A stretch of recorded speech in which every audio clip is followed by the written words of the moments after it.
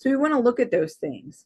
And if you want to look at someone who is successful in their business, instead of envying that person, look at that person.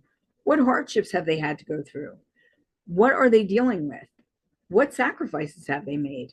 And can I do the same thing? When we look at things like finances, we're not all starting off in the same place.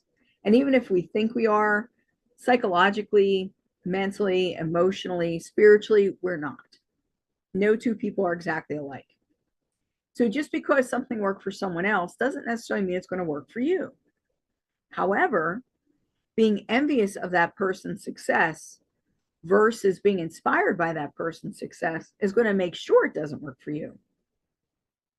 If you can see the things that they've given up or the things that they've gone through or the things that they've learned in order to get to where they are, you are more likely to get there.